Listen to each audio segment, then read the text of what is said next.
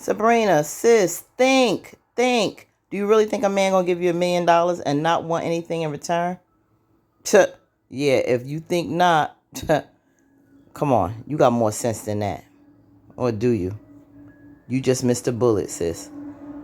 Let's get into it.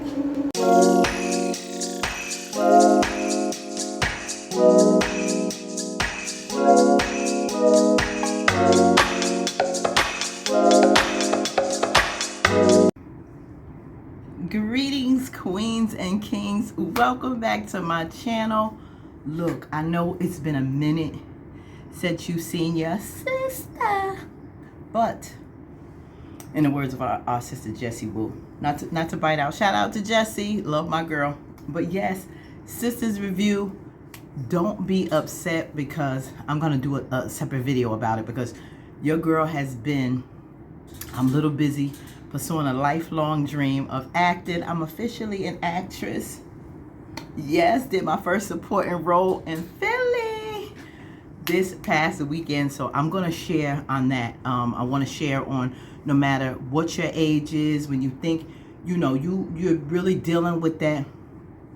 I don't want to say final chapter to sound so, gruesome or anything, but when you're in your next phase of your life, for those who are over 40 or over 50 like myself, and there are lifelong dreams that you had and aspirations, and you feel that it's a little too late or it's really crazy to even think about getting into those things, don't do it to yourself. Don't do it. Go after it. But I'm going to share that, like I said, in another video. So that's why I was a little busy. I definitely want to still sum up the season of Zatima, because it was a lot to compact in that season. I'm not going to do episode by episode. I just want to do a whole on last season, because there's a lot of layers to that and a lot of growth and just a lot of emotion and things that came out. So I still want to get into that, but we are going to get into episode 13 of Sisters. So let's get into it. Now, where we left off from last week, Bio, right? Bio and his crazy proposal. I mean, and just like he told Sabrina, what made you think that I'm going to give you $1 million and there will be no strings attached? Sometimes I love Sabrina, but, sometimes, she gets a little naive, gullible, little airheaded when it comes to certain things. And I guess she was so into the emotion of helping her friend, asking for this favor from someone you barely know. That's a lot of money. I don't care if he is a prince. She should have never went there and believed that there would be no strings attached. That's just too much to deal with. So where we left off at, he told her, you're going to have to be one of my wives. You are going to have to be one of my wives if you expect me to give you this money. He said that it's not that he's homophobic. He doesn't like, somebody like Maurice wouldn't make it in his country. And we pretty much get what he's talking about and why he may not like Maurice. But then sometimes Maurice just says stupid things and, is annoying to me. It has nothing to do with his sexuality. It's just Maurice. So after a while, he called the mother, told her the mother was preparing this big goat, which I thought was hysterical, to celebrate her coming to the family. But she was like, well, I'm not going to do it. I can't marry you. I don't know you. You don't know me. But you knew him enough to take that $1 million. Huh? Who else? Put in the comments if you thought that was absolutely crazy. Okay, so yeah. Then on top of that, he goes into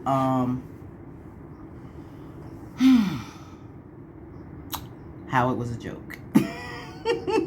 How it was a joke. Saying he wasn't even talking to his mama. But he just wanted her, I guess to see where her head was at. And thinking that she had a problem with him as an African. When no, she had a problem with you thinking that you had a problem with Maurice's sexuality. So that was a situation in and of itself. But he said something that was really key to really think about. If a person, who happens to be from the LGBTQ community and you have something that you don't like, about them or their personality, or you want to question something, or just about them as a whole, we can't always assume that it's because you're gay or you from that community that we may have a problem. We can still have disagreements on things with each other without it being an attack on a whole group. You know, he may just not like Maurice because he doesn't like him. And you don't have to like everybody that I like. I don't have to like everybody that you like. But it's just a respect thing. And it can't be an offense. It can't always be we going on the picket lines because you dispute a person of a certain race or religion. It can just be about that individual. And it doesn't, I don't like them for a lot of things about their personality. But it doesn't necessarily always have to be about, you know, your sexuality per se. Know that we're going to disagree. And we shouldn't be judged on that either if we have disagreements from someone from a different category as you, regardless of what that category is, whether it's based on religion or race or ethnicity or sexuality. It just can be just a disagreement. And we can do that. We don't have to agree on everything. And we don't have to like everybody that someone else likes, or vice versa, for whatever our personal reasons are. Okay? It's our personal opinion. So, and we all entitled. So, I think a lot of times, sometimes we may get overly sensitive with things, and we may want to compare certain situations to another situation, and that may not be fair because the whole dynamic is different, and sometimes we tend to do that. And you don't have that personal perspective, so you really can't say. But so I think that was the lesson that Bio tried to let her know, and that's when she was like, "Oh yeah, you read me." So that was that, and he told her he would revoke the bail, which he could, but we know where that went. So it worked out for the best because you can revoke the bail all you want. She's not going to jail. Okay, so we will revisit that. Now, Karen and her whole issue with the situation on, you know, Andi called up the girls. We got to get to Karen. You know, they all got to get together and talk to her. And based on what Fatima told Andi about this third person, do you think there may be someone else? And Andy's like, well, she's my friend and I would know. Do you? I mean, you can have besties, but then there's some things something that's not going to be told. It's just going to be between me and that person. None of your best friends may never know something that you did because we don't tell every little thing. And it may be something that she's totally regrets, something she could totally be ashamed of and not say. Now, Andi had a little look on her face when she trotted up out of that office with Fatima. Do you think that look was bingo? She thought about somebody that possibly Karen could have messed with besides Aaron and Zach? Or do you think she just was nervous based on what Fatima said? Is there something that she doesn't know? I don't know. Put in the comments, what did you think about that? Because I'm starting to think that there is a third person. Because, unfortunately, we saw that Karen and Aaron had a talk. And she showed him the results. Now, I don't know what Aaron was looking at before, because I really still thought that, you know, oh, see, I knew you lying. So pissed off with Karen. You have a I was going off last week. And, yeah. But that still may be the case, because that still does not mean that Zach is a baby, because Aaron is 99.9% excluded from being the father. That's an assumption. That's an assumption, because how many Jerry Springer or Maury Povich shows have we seen in the past where these women sweared 1,000% that these men were the father, that all of a sudden something escaped them, whether it was a drunken night or they bring 5 men and decide that no, that's not it. Not saying Karen was a hoe, but there may have been a moment that sometimes I think we black out certain instances. We totally forget during that time period. But hey, Karen has been pregnant for 3 seasons now, and ain't showing a lick, still skinny as a twig, and has not got a baby bump to boot in like 3 episodes. Like, come on with showing already. Is she even pregnant? I'm sick of this. I am totally sick of this. What do you think? Do you think Karen's pregnant at all? Or is this just something to constantly, a therapeutic issue she needs to deal with mentally and trying to still hold on to Zach? What do you think? I don't know anymore, but this is dragged out for far too long. I'm sick of this storyline. Okay, done with that. Now, of course, Karen's friends confront her, and she tells them no. You know, Andi mentioned what he said to her, and she said, "I got to have a talk with him because no, he's not the father." And she had that talk, and of course, he's upset. He feels bad because he didn't read it clearly. The results, whatever he was looking at, he only caught part of it, didn't see the whole thing, and that's that. So he moved on. She's really like done with him. We'll see. I don't know if it's totally bye-bye Aaron. We'll see. Still not trusting Karen. Now, Q's lies have finally caught up with him. Oh boy, we may finally be getting rid of. Prosecutor was done with the evidence. He was like, this case is not sticking. This guy keeps forgetting his name, but, you know, trying to go for this new position or make chief or whatever. Really, the case was bogus. And we knew that from the tape. You could tell that it wasn't a serious confession. The prosecutor knows that tape wasn't going to stick. I don't know why they was trying to hold Q's testimony and really make it valid when it was a bunch of crap. You know his record, just like the prosecutor said. We know his record. We know this guy, he did it on his own with his own crew. They had nothing to do with it. They can tell from the tapes and everything. These people had no idea what was going on, and Maurice couldn't give them any evidence whatsoever. So he was like, we done with this case. It is what it is. He still got a vendetta and had his last words to them saying, I know you did it. I know you did it. I don't know why he's against them like that. I don't know what the backstory is with this guy, why he had it out for them so bad, as opposed to just doing Q in. Like, what is it with Sabrina and Maurice that you wanted these innocent people to go to jail when you know you had a good enough case on the one who actually did it and his people? So come on. I don't know what's up with this guy. I don't think we've seen the last of him. But finally, Sabrina and Maurice, this is done with them. They can breathe and move on with their lives. Now, is it the last of Q? I don't know. What do you think? Now, Andi goes on her date with one of the guys from the app. Now, I said, oh, you know, looks like Andi met a nice guy. The date seemed to be going well. I don't know what's up with the 80s shoulder dress. What's up with the pink 80s shoulder dress? Is this is a new fashion thing? Tell me please, somebody, did you think this dress was cute? I'm waiting. It gave so 80s with the big shoulder pads. Like, I'm an 80s girl, and you know, in high school, I'm like,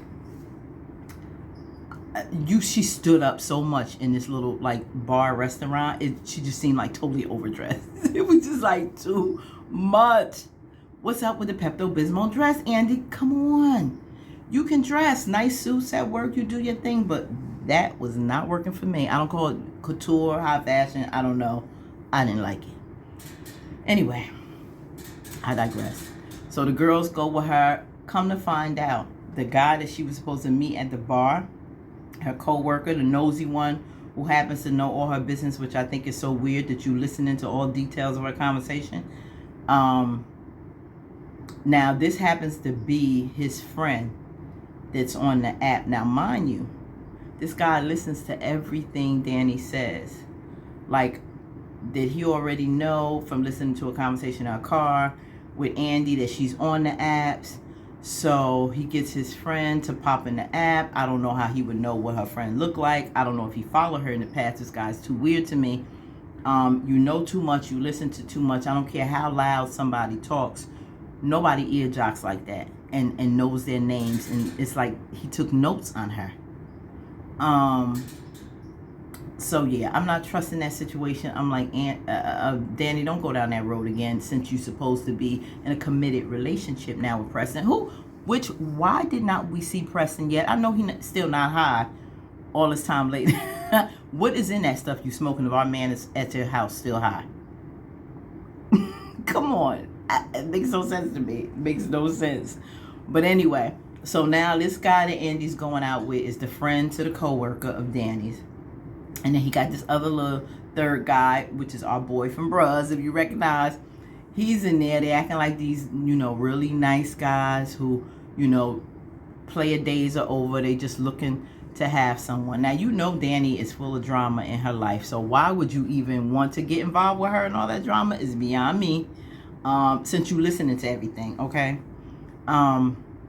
So now they all going out. They're supposed to be, sitting at the table eating near their friend to make sure that this guy is safe. Even though they're trying to vouch for him, they're not having it. I don't know neither one of you, and I don't know him. So far, it's turning out good. But come on, this is our sisters. Whatever turns out smooth for these girls without the drama. Okay, so I am waiting to see how this turns out. And Hayden already see, for next week, Gary, this app that Andi's on and who swiped. I don't know how you gonna find out like who swiped or who she might have went on date with. And he was like, yeah, you need to be worried, I guess, because he knows he's some former football player or whatever the case may be. So he may be a little jealous. So that's gonna be more drama for your mama. So we gonna see how that go with old nosy Gary. And I just want to say, last week, did anybody feel kind of sad for Hayden? I'm kind of ashamed of myself for feeling kind of bad. But when he said he was lonely and this woman came into his life and made him happy, I was feeling kind of bad for old Hayden. I mean, his brothers do look good, but he done did so much madness to piss me off. But I was feeling a little bad for him. Hey, it's just me. But anyway, I don't know how that's going to turn out. But he might be too little late for the annulment. But we see when old girl resurfaces and how that's going to be. Yeah, so situation at the restaurant. Something about to go down with Andi, Danny, and these two guys. Now, last but not least, we're going to get into Zach. And do y'all remember old Heather B from the original Real World back in the day on MTV? I don't know, but if you're my age, you remember from way back, Heather B, I think it was like late 80s, early 90s with the Real World. Yeah, our girl Heather B is a nosy neighbor up in the apartment. It's helping Fatima and Zach out. But yeah, so she's giving the scoop when they get to the house. And yeah, but anyway, the ride there was kind of funny because she's telling Zach about the girl that she set Hayden up with. And Zach like, that's not my problem. Good for him. If it went too far and he married, let him deal with that long as he don't mess up our good thing. So she was like, yeah, you're right. So they had their little chat, really concerned on what they're going to see getting over there. So they get over there and the lady says that, social, I guess, child welfare is supposed to be there the next day. She's been called, Heather got all these different men over there. It seemed like a new man every night or something, she said, and it's not looking good as far as leaving these men with her child. And then she said, well, who are you? And that's when Zach said, I'm the father. And he said, this is my wife. But Heather made her think, like, are you for all this? Like, how do you feel about this situation that you, I guess, taking it upon yourself, which is none of your business, lady. You don't even know me. He didn't say fiance or girlfriend. He said wife. So evidently she's going to accept his child like her. But some people are just nosy like that. But yeah, so she put her little 2 cents in there. But it's good because they need her for court when it's time to get full custody. Now, Zach gets, they start to hear the little boy screaming and they go in there. And Zach has some words with the guy. Fatima, of course, gets scared and tell him, come on, we're going to call the cops. But in the meantime, like, this man's supposed to just leave his son screaming with this man that he doesn't know, a different guy from the last time, with his son being beaten. He don't know if he hungry. He don't know if he abused. He's supposed to just walk away and call the cops and not stand there. No, I'm standing here. You call the cops. I'm going to stay here until the cops come and let them know what the situation is. But enough is enough. As a man and as a father, it's hard to walk away from that. Fatima don't get it because, of course, she don't want her fiance to have a problem, go back to jail, or, their life messed up. But now this is a situation with his son, and he just can't ignore this. So, they had words, and he was about to leave, but then he heard something else again with the trauma of his son, and he bust up in there and wore that behind out. Wore it out. So, yeah. I'm sure the cops will be involved next week, or they may just take the kid and go. I don't really know what happened, if they took the son out, or if he just beat the guy up and left him there. I really don't know how this went down, but a lot more is going to come out of this. And is this child really Zach's son? I'm still wondering from when Hayden, did he mess with those lab tests as well when it comes to Heather and Zach's DNA. But this time we know that Fatima did take the DNA. Was the DNA altered to change the results? We don't know, because Hayden still ain't no good when it comes to Zach and Fatima. So we shall see. So family, that's the recap from last week. Put your comments and what you thought of episode 13, entitled Truth Is, okay? Did we really get the truth? Did we really get the truth? There's still a lot to unravel that's dragging on from the last 1 or 2 seasons, that it's time to hurry up and get these, come on. Well, I can't say writers. Well, the writers back in work. Let's just hope this writer's strike. Shout out to, our actors in SAG. Keep fighting for justice for your contracts and just to be treated fairly. I understand exactly what that is, to really fight for just fairness, equity, and a reasonable wage for our actors to for the work that they put in. They deserve it, to give us quality entertainment. Shout out to the writers. I'm glad everything worked out with the writer's strike. And let this going, because we cannot miss any more of our shows. So in solidarity to you all, love you, thank you. Remember, like, subscribe, and share. Until next time, peace.